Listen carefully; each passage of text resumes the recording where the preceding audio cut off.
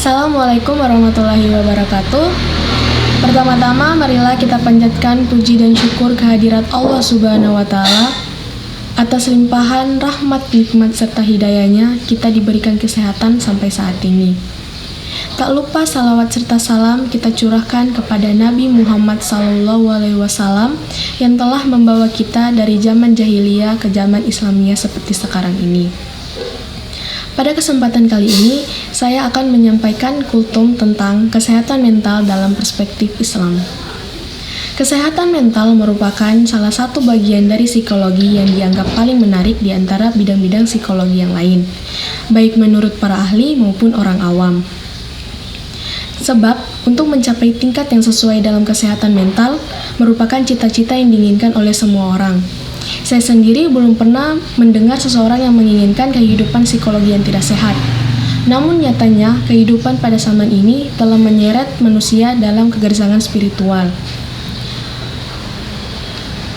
Hal ini menimbulkan konsekuensi logis dari paradigma modernisme yang bersifat materialistik dan mekanistik, serta unsur nilai-nilai normatif yang telah terabaikan, hingga melahirkan masalah-masalah kejiwaan yang beragam.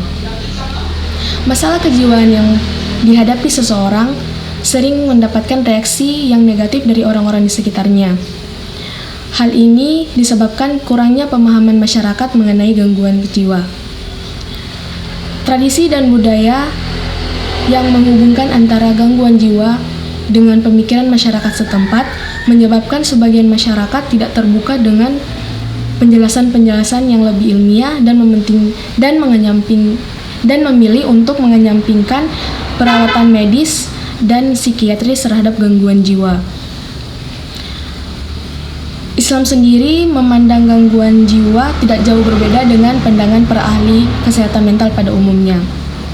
Kesehatan mental dalam perspektif Islam merupakan suatu kemampuan diri individu dalam mengelola terwujudnya keserasian antara fungsi-fungsi kejiwaan dan terciptanya penyesuaian dengan diri sendiri, orang lain maupun lingkungan sekitar secara dinamis berdasarkan Al-Quran dan As-Sunnah sebagai pedoman hidup menuju kebahagiaan dunia dan akhirat.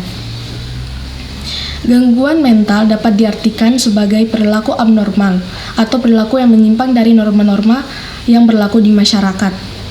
Perilaku tersebut baik berupa pemikiran, perasaan, maupun tindakan.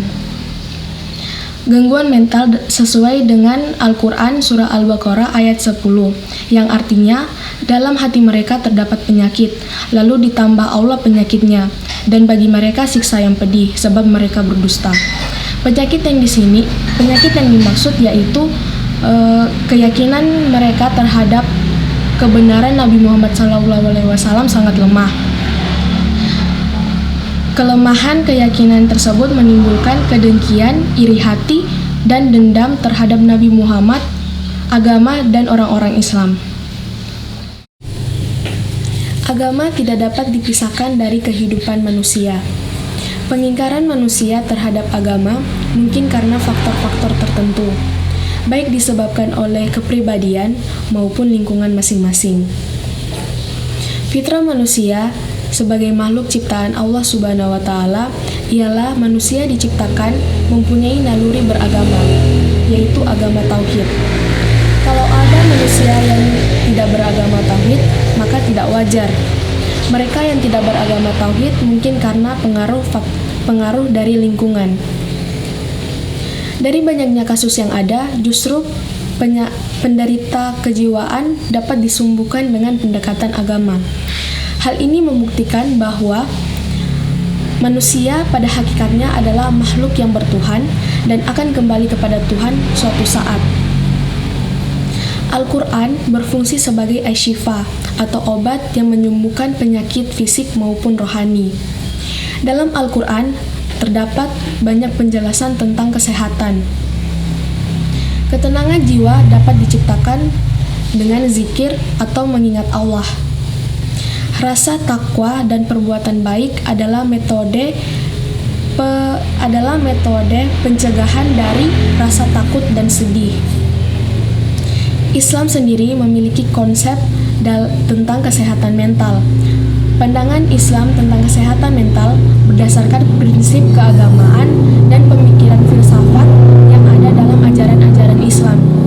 Berdasarkan pemikiran tersebut, maka setidaknya ada 6 prinsip keagamaan dan pemikiran filsafat yang mendasari konsep dan pemahaman Islam tentang kesehatan mental.